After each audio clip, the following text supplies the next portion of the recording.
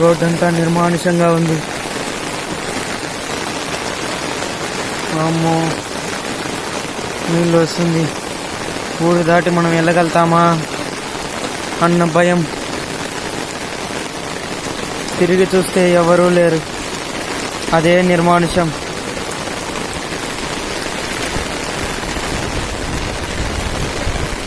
ఎలాగోలా దేవుడి మీద భారం వేసి అంతా చిమ్మ చీకటి.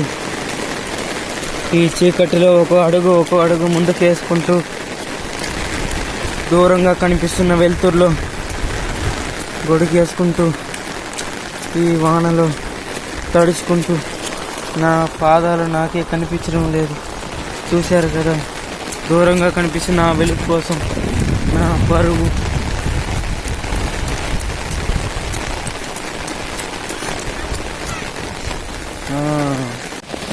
ఎలాగోలా వెలుగులోకి వచ్చేసాను. ఇక్కడికి ఈ పోరున జోరుగా వాన. ఈ వానలో ఎలా వెళ్ళాలో నాకైతే అర్థం కావడం లేదు. ఈ వానలో ఓవైపు తడిసిపోతూ మరోవైపు దూరంగా నా కనుచూపు మేరలో అంతా చిమ్మ చీకటిగా నా చుట్టూ నేను వచ్చిన దారి, నాకు ఎలా వెళ్ళాలో ఒక్క నిమిషం ఆలోచించడం చాలా అంటే చాలా భయంకరంగా ఉంది.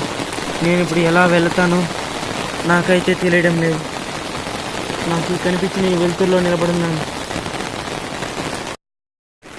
దూరంగా ఆ చీకట్లో ఎవరో నడుస్తున్నట్టు నాకు కనిపిస్తుంది. చూసారా మీరు కూడా? అదిగో అతను మనిషి. ఆ దూరంగా వస్తున్న వెలుతురు, ఆ వెలుతురుతో నాకు కొద్దిగా ధైర్యం వచ్చింది. ఇక ఆ వెలుతురు ఎవరనేది వేచి చూస్తాను. ఈ వానలో నా నీడ నాకే ఎలా ఉందంటే, ఈ వెలుతురు నుంచి మళ్ళీ ఆ చిమ్మ చీకటి దూరంగా కనిపిస్తున్న నా దారిలో ఆ చిన్న చీకటి వెలుతురు కనిపిస్తుంది. అక్కడికి వెళ్ళడానికి ప్రయత్నిస్తాను. నేను వెళ్ళే లోపల ఆ వెలుగు నా నుండి దూరంగా వెళ్ళిపోతుంది. చూశారు కదా, నేను మళ్ళీ ఆ దారిలో వెళ్ళాలంటే నాకు చాలా భయంగా ఉంది. ఎలాగోలా వెళ్తాను. నాకు కనిపించే దారి అంతా చిమ్మ చీకటి. దూరంగా కనిపిస్తున్న ఆ వెలుగు కోసం నా పరుగు నా గమ్యాన్ని చేరేంత వరకు ఆగను. ఓ పక్క భయం, మరోవైపు వాన, ఓవైపు చలి, మరోవైపు నా లక్ష్యాన్ని చేరుకోలేనేమో నా ఆవేదన. ఈ ఆందోళన నుంచి బయటపడడానికి ఒక్కో అడుగు ముందుకేసుకుంటూ ఎలాగోలా ఈ నదిని దాటి నా దూరంగా కనిపిస్తున్న ఈ వెలుతురులోకి ఎలాగోలా తప్పించుకుని నా గమ్యాన్ని చేరుకోవడానికి మళ్ళీ వెలుగులోకి వచ్చాను.